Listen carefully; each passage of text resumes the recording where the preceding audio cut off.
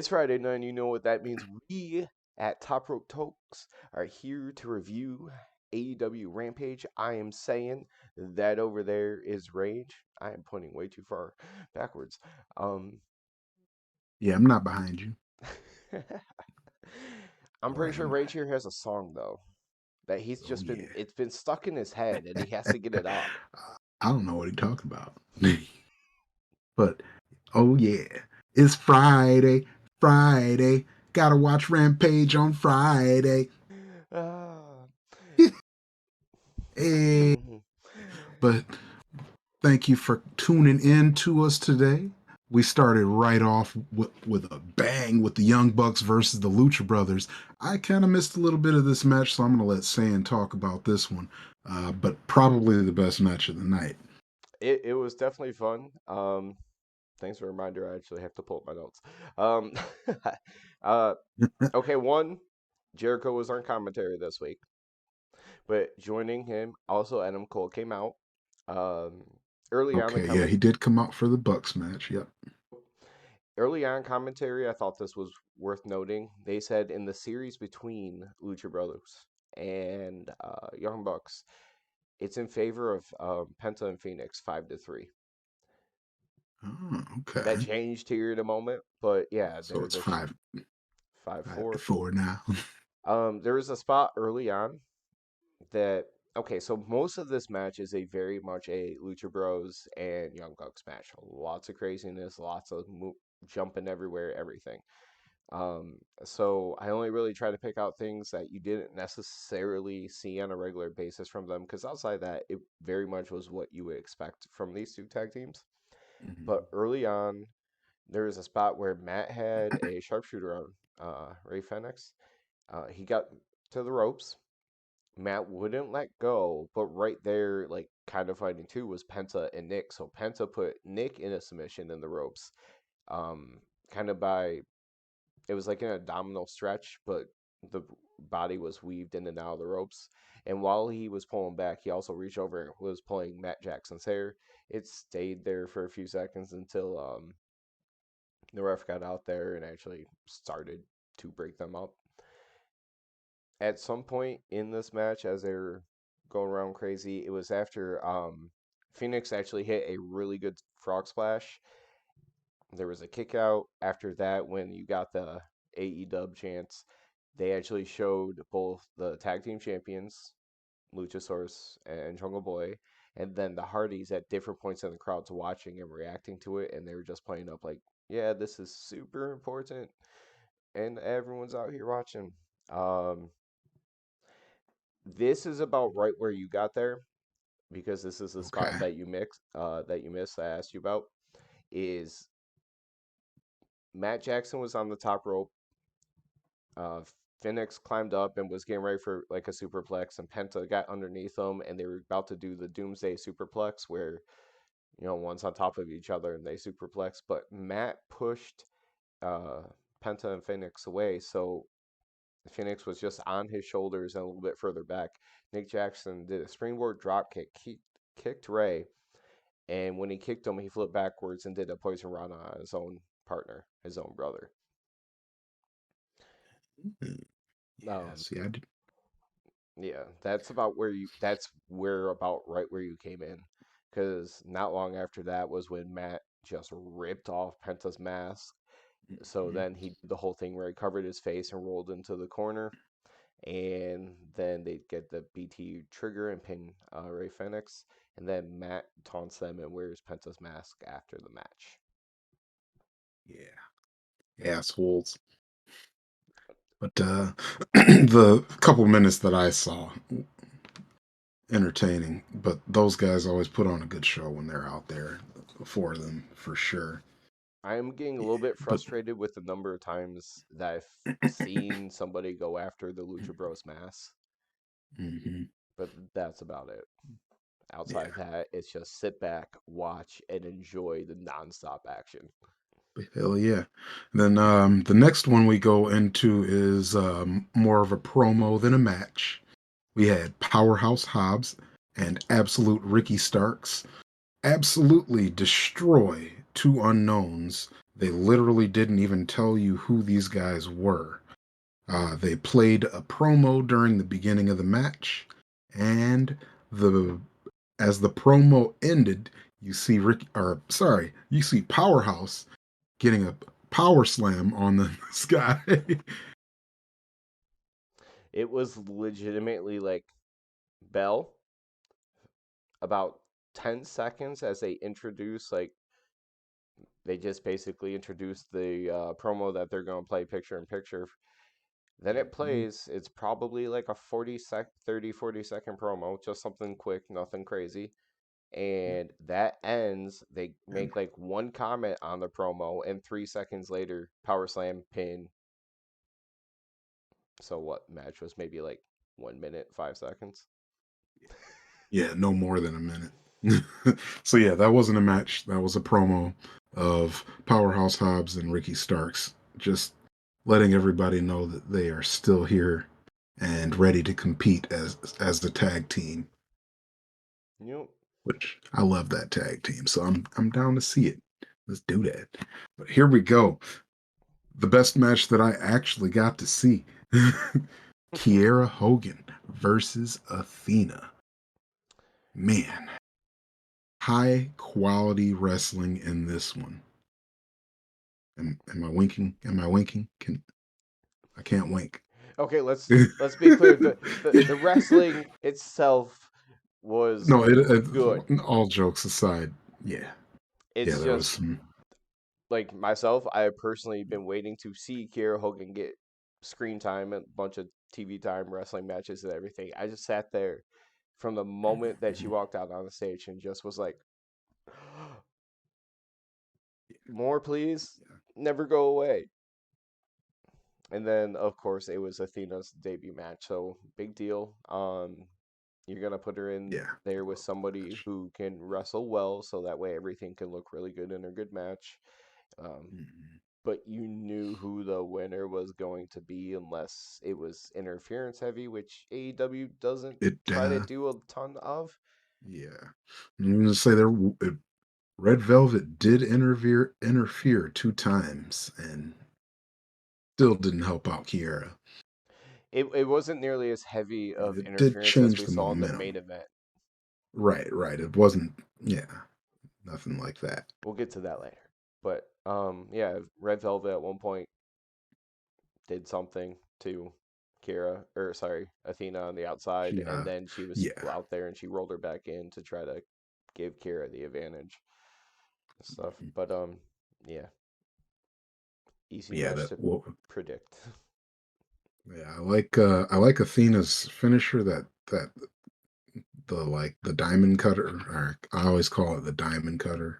It's still the cutter off of the top rope. I'm like I like that because Which, everybody kind of under like the cutter used to be a finisher, and I like that she's using it as a finisher. Just making it a little different. yep, Dope. when she was about to go for it earlier in the match, but it got thwarted by like Red Velvet and allowed her to block it. I was sitting there waiting. I was like, "Wait, hold on. You need to pay attention for this." Well, then it got blocked. And then it came later, and I just kind of waited because I was slightly just seconds ahead of you.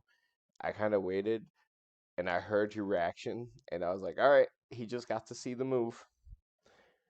Yeah, dope move. Love it.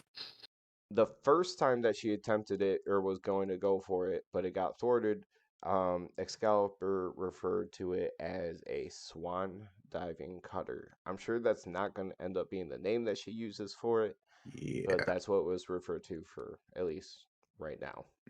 Yeah, that was a terrible name. Please don't let it be the swan diving cutter. Yeah, it's more that's like the more technical, name aspect to it. You Mhm. know, something more personal is going to come along the way. That's what I'm hoping for. That's what we'll get. Oh man. But yeah, so that was one of the high notes of the show. Let's talk about one of the low notes of the show. The House of Black promo. All they did was talk about how everything at Double or Nothing went according to their plan. blah blah blah. House of Black, or always bet on the house. House And then always wins. yeah, the house always wins. They fade out into black. I didn't care. It was Nothing just special one there. of those quick, kind of cryptic kind of things. It didn't really have a whole lot of direction. It was just like a quick, like, hey, we won. How's it going? Yeah. Kind of thing. Yep. That was pretty much it. We won. How you doing? I'm out. But now it's time for probably the real low note. Not the passable, forgettable note, but the real low note. True. Because out came out the Here comes new CM Punk. AEW champion. Already tears in his eyes from the very Yeah. start. They were all Yeah. welled up Tears and in the everything. You could eyes, tell it and had been going on for a while. yeah, he had big bags under his eyes. Really felt for him watching this promo. Uh, Uh, but yeah, he didn't specify exactly what is broken on one of his legs. Like we're going with most likely a foot, like most likely a broken foot here. But yeah, something's definitely broken. He says he's going to need surgery. Um, he says his heart is more broken than any part of his body.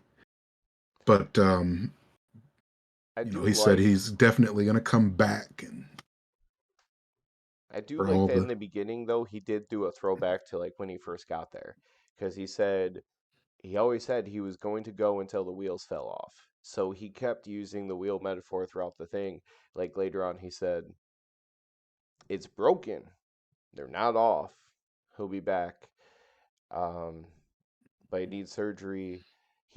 He said he really wanted to go on this championship run and give make it something memorable. He was really disappointed, but he hoped that he hadn't disappointed in giving it his all and everything. Um, he didn't want to. He told Tony that he didn't want to hold up the whole championship and everything. There's too much talent in the back. He names a couple names like Moxley, Danielson, uh, but he those said that versions. Tony told him this is just a bump in the road, and that was huge for him to hear because after that was when he kind of talked about how he doesn't want to let doubt creep in and doubts creep in, and that was a huge thing for him to be in front of the fans right then because being there in that moment was going to help make sure that he didn't let doubt get in the way. Yeah. Sad to see it, but you know, obviously you can't wrestle on a broken foot or whatever it is. But on something broken in your leg, you can't wrestle. And like even if you wanted to try because he did have that whole match on Dynamite, it's never going to heal and it's never going to heal right. So Right. he'll be gone for a little bit. We get a little bit of resolution um, a little bit later, not too long. It was kind of awkward how they decided to deliver the news, so we'll end up talking about it after we cover the next match and the main event. Yep. Yeah. Well, yeah. So um, we'll come back to the now vacated AEW title a little bit later, but our main Sort event, of. yeah, sort of. Okay, yeah. I guess we're gonna have Sand talk a little bit more about that because I kind of didn't hear. They're doing an But okay, interim. Okay, so yeah, we're gonna have an interim champ at some point here. Yeah, so we wanted to talk about our main event a little bit before we start talking about the interim championship. Um, our main event promo it was basically the same thing, the same promo that they delivered last time about this match, just a little bit more in depth. It was more the same of, yeah, Dante, we see that you have a lot of potential, but you're not ready for Scorpio yet, blah, blah, blah, blah, blah. It Dante, was yeah, quote from last time we talked. elaborate. Same thing. That was really it. Then Scorpio ended up at one point just doing right before he did his snap thing, telling Mark Henry to say the line, did his snap, and then Mark Henry said it, and then next thing you know, Dante's on his way out to the ring. Mhm. I didn't Man, take a whole lot for this one. Um, I didn't take a lot of notes for this one. Um, as with Dante in the ring, things just go so quick. Like, mhm. so you just catch a couple highlights. But man, Dante is always fun to watch. No With his matter 60 who inch he's in the vertical. ring with. Yeah, no matter who he's in the ring with, he is always fun to watch. Like one thing I had highlighted in my notes was that when he did that two jump to the top rope thing, that was nuts. He jumps from the floor to the mat to the top rope. Two jumps. Hold on, this actually happened only slightly after he did a straight high jump from the ring mat. Not a springboard where he grabs a rope and pulls himself up, just a straight up Yeah. jump to the top rope, balance. Well, I don't want to say balance, but he didn't, slip either way. But jumps to the top rope, springs again, and then launched himself through the air. The dude might as well had a ladder in the ring and jumped off of that with the height that he had. When he came down on Scorpio, he basically shortly thereafter, like 5 seconds later, ran towards the ring post and everything, and did what you said, and it was just like, okay, this is okay. He finally had a big match, and he's busting out new Mhm. things. All right, here we go. What's next? What's next? Yeah. And it was one of his ridiculously high shotgun drop kicks, which always look amazing. Yeah. Those that yeah, like his it's you call it a shotgun drop kick. Okay. I thought it was just like a stomp type of thing, but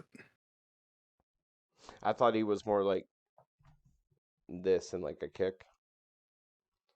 okay. So one of them was like a drop kick, and then I think in ring it was more of a stomp that he did. Yeah, Um, but yeah, man. it my notes literally say, "Holy shit, the heights that Dante Martin hits." Doesn't really Yeah, matter though, because after a lot of distractions, like Dan Lambert, I obviously. swear, distracted the referee for like 30 seconds straight for them to get to the spot that led to the finish. I don't know how much of that was on Dante though, because basically they were waiting for Dante to launch himself. Ethan Page wasn't attacking. He was waiting and waiting until Dante went to launch himself, and then he interfered with him launching himself, like on a springboard situation. And then Scorpio ends up getting the TKO and getting the win. Of course. I mean, we kind of knew that was the obvious outcome. But man, watching Dante in this match, I'm thinking he's ready for one of these smaller belts, man. He would be a pretty good person to ideally maybe take the FTW from Starks. So that, Yeah. and then kind of as you start moving Starks up, he can kind of take that role. But the only problem with that is they did the whole which team is Dante gonna side with some months back, and Team Taz was one of the things in there, so it might just kind of rehash old stupid stuff. Um, Mm, but what really kind of sucked about this match more than anything, because the interference and everything at the end, it's like, yeah, okay. But yeah. I mean, not that there was really anything bad about the match, but it the last couple minutes leading up to it, commentary was talking very little about the match because Mhm. they probably three times repeated what the hell is going to happen as far as the championship. I also understand the necessity of it because it's like a 5 step fucking program that you're trying to teach somebody in 2 minutes. Because what it's going to be is take kickoff dynamite. They're going to have a battle royal. The winner of that battle royal is going to face Moxley in the main event of Dynamite. Whoever wins that match will have a chance to become the interim champion at Forbidden Door. And I'm assuming that person would just slide into Punk's spot and face Tanahashi. Okay. Okay. So yeah, I see how It'll they're be an gonna do it. interim, which means actually conveniently, right around All Out, if it's like a 2 to 3 month kind of process, we're gonna get Punk back, and he'll face whoever the interim champion. Which, I feel like whoever ends up becoming the champion, you're going to do it with who's gonna face CM Punk down the line on your mind. So Mhm. that could be a very interesting thing, possibly either going into Double or Nothing, or sorry, not Double or Nothing, but All Out, or it could be like Punk returns at All Out, if depending on what his timeline is, Yeah, and it sets up for what the immediate story is after All Out. that that could work too. Um, I don't know. Who do you think we're gonna have facing Moxley here? Well, the last time I remember a similar situation happening to set up any kind of championship, um, Hmm. doesn't really matter because the Battle Royal person lost. Um, let's just throw it out there that I have no idea when Kenny Omega is going to be back. But if he is in the neighborhood of coming back out, even if he's at like 80%, 70%, where he can get through a battle royal and then take more time to heal up. Actually, that doesn't Hmm. even matter because he has the the main event's the same night against Moxley, Oh so I don't yeah, know. But if he's remotely close already, that's probably a top name. Um, definitely. so you want someone who you could see being an interesting matchup for Moxley later in the night, but also be someone important enough to possibly fight Punk down the line. Do you just let Hangman win the Battle Royal, but then maybe he loses to Moxley? Maybe so. Or do you just not beat him twice in big matches within a few weeks? Maybe so, yeah, maybe so because I, th- we kind of already think they have a storyline worked out for Hangman for Forbidden Door at least that doesn't involve the AEW title. But MJF, we said during the show, we MJF thought it might is undermine his story entirely if he gets to go right into the title picture. right. Yeah, yeah, you can't. I think they gotta like water his story and let it grow a little bit more. 'Cause this is I mean, but also don't draw it out though, because it's gonna definitely lose its luster quick. But I think they should definitely draw out his whole story here for a little bit longer. You know who So, could probably do it and it would make sense, and you could totally let him lose to Moxley and be okay? ooh, Adam Cole yeah, today. yeah, I mean, he literally just won the Owen. He yeah, wins enough with his team. He's super popular and over. He can, because he's not like a big powerhouse person, he can kind of lose here and there and it not really hurt him too much, especially in a big program, especially when he already would have had won a battle royal earlier in the night. yeah. That that might be a reasonable one, and there's no issues with him facing Moxley or Punk because it would be new for each of them, and as a personality thing, it would they would work. Yeah, he might be the right guy. I didn't think that much into it when I said his name, but as I thought about it more and more, I was like, it could be. Yeah, yeah. I think you might have talked me into it because, yeah, I definitely was the only other person that I think that, and I, like I said, I don't like, I feel like they already have something big planned for Hangman. So that's why I'm saying not Hangman. Yeah. So, but yeah, Adam Cole's probably the only other person that I could think is big enough or has Um, like has enough of a draw. just in regards to somebody else, although from the last show they showed that he might be injured and out, Samoa Joe is actually off to go film for the Twisted Metal TV show. Yeah. hmm Yeah, Um, he's I think I saw that he's sweet tooth. Did I see that right? yeah, there's a That's possibility he interesting. might only be body though. Okay. Because I think I read like randomly thrown in that same article as they listed off other stars, they mentioned that Will Arnett will be doing voiceover work, Hmm. Okay. So maybe he's not the voice. Maybe he's just and it wouldn't Samoa be Joe. and it wouldn't be the first time he did that either. I believe who was the body of Hmm. King Shark? Who?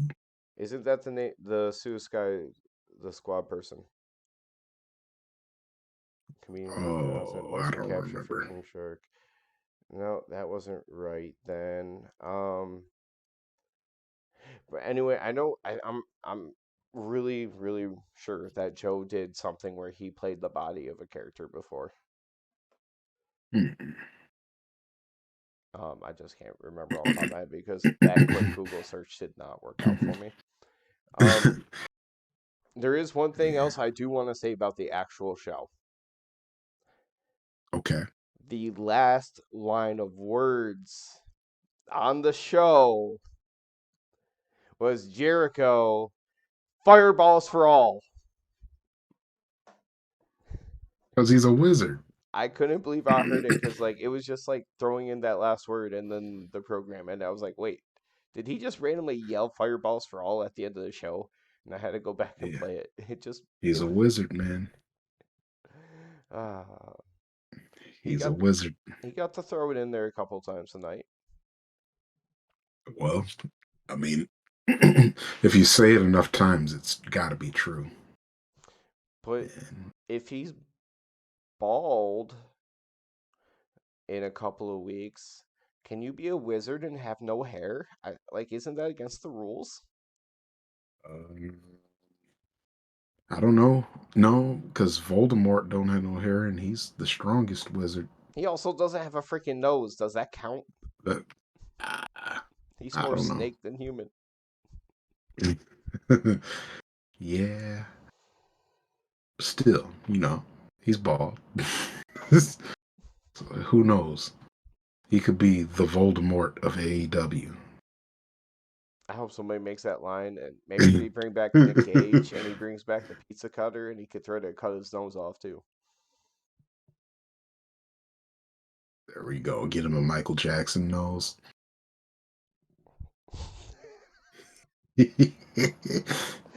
Oh, oh.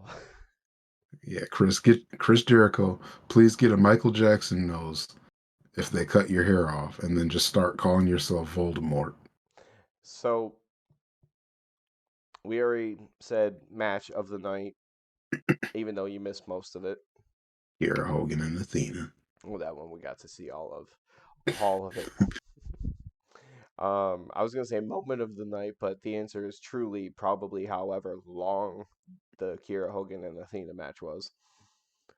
Yeah. Um, any one thing that annoyed you about the show that you want to point out? Kind of like the good, the Uh, bad, and the ugly kind of situation.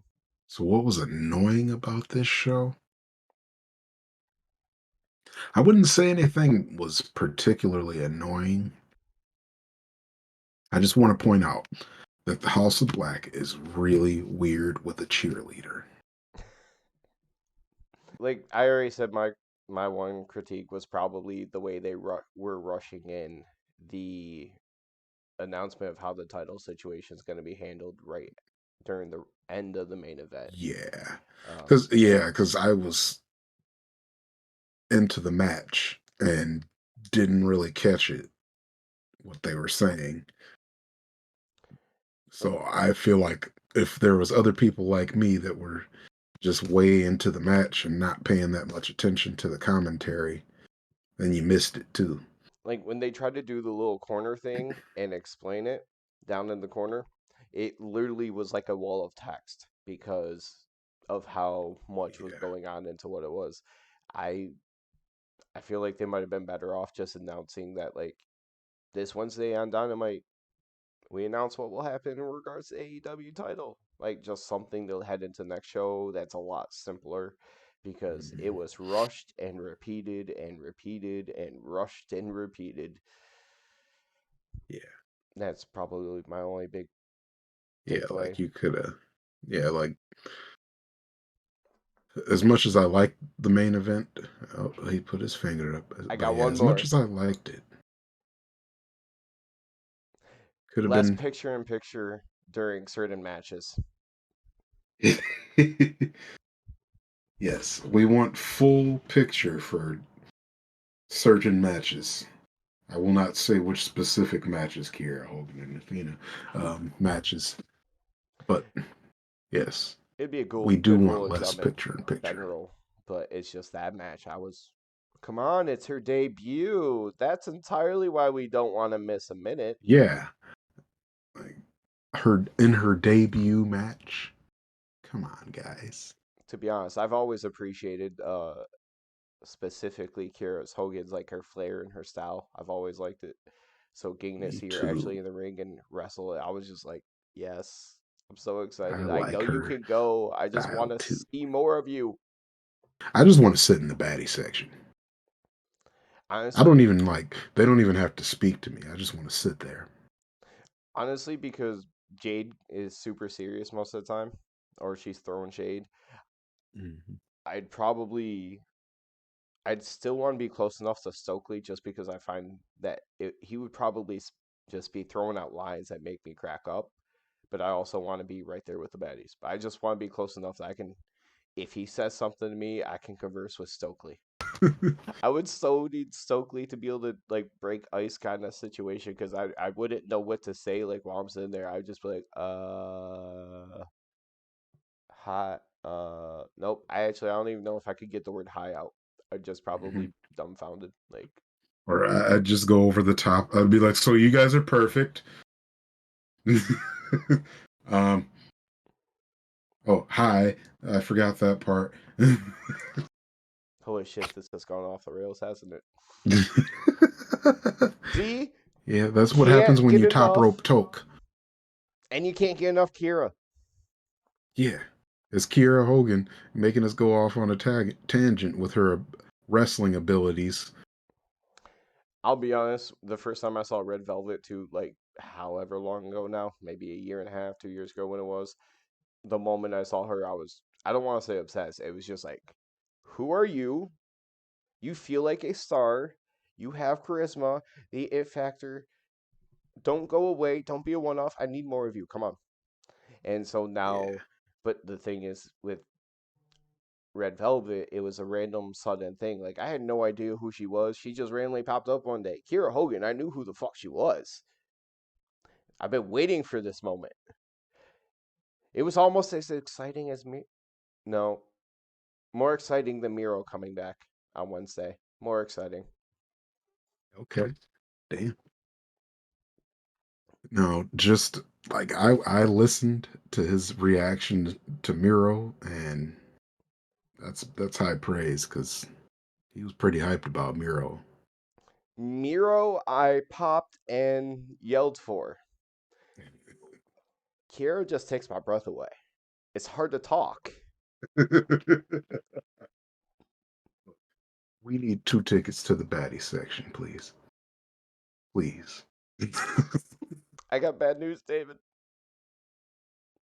Our seats on the 29th are on the Are opposite not side in of the the bad arena. section.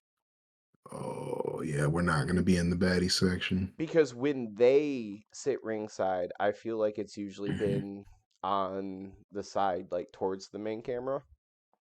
Yeah, When they had a baddie section when Jade was in the ring and they had like fans and those kind of baddie section, that I felt was like a 50-50 on wherever it was. But when they've sat ringside, I feel like it's been on the opposite side from us. yep, it's okay. That just means they need to wrestle. I think so. Well, Dog. Dynamite, we'll If we have get blood, Rampage. if we got blood and guts in a baddies match, bro, That's 2 out of 3 steps to perfection. yeah. Love that Danhausen. I was gonna say, like, we just need one more. Like, we get a Danhausen match too. Boy, I I don't even have to go home after that. I legitimately can't. Hold on, let me look at the stream overlay. Nope, there's one more thing. One more very important thing. I feel like we Yeah, need to see MJF. yeah, Keith Lee is also on the overlay, but I don't feel like he is in that same line for me right now. Like I love Keith Lee, I love yeah, Swerve, but they are not the yeah. It's shit just that because, has my eyes glued to the TV. right? Like, they don't have like big story things happening at the moment, and MJF, possibly the biggest story in all of wrestling. Danhausen, the thing that makes me laugh more than anything else in wrestling. Here Hogan takes my breath away and makes me more speechless than anything else in wrestling. Um, and then Blood and Guts is fucking Blood and Guts. So blood guts. that's like getting a pay per view, and put in front of you that you didn't expect to happen. We got a big show, and I Especially mean, start. we're just adding stuff to it ourselves. Like, this is what I need the card to be. Like, I need baddies, and I need Danhausen. And see, the thing about the baddies is you can go a number of ways. If they're still having beef with Athena, it could be a red velvet match and just have the other ones there. Like, just let them. I honestly, I was like, cool, baddies, cool. Wasn't really into it at first because I knew Jade, at terms of wrestling, was far off of where she can be because she's new, she's very athletic, all that other stuff. So I was kind of like, okay, whatever. At least it gives Red Velvet something to do. Oh, Kiera Hogan's on TV. Holy shit, I just realized Kiera Hogan was the entire reason I start to give the baddies a chance to start to like them. I already Yeah, liked welcome to Red Team Velvet. Baddies.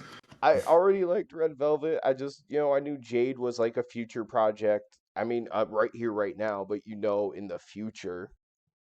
Um, Yeah, but yeah, Kira, it was basically once Kira came in, it was just, okay, when do I get to see you wrestle? How often? Let's go. uh-huh. And then now the three of them, and the fact that they are entertaining together, I'm like, okay, cool. On my TV every Wednesday, every Friday. Enjoy, and today go ahead. today was the Kiera Hogan show, so it's not our fault. Athena was there. She won the match. She was awesome, but we knew that was happening. And when she came, it's exciting for all of its own reasons. But put some respect on being able to see Kiera Hogan wrestle. I do. I have much respect and admiration for her high quality wrestling. Speaking of high quality, it's time to go puff puff on some more and enjoy what should be a beautiful fucking weekend. Oh yeah. And we'll be back on Wednesday. Peace out.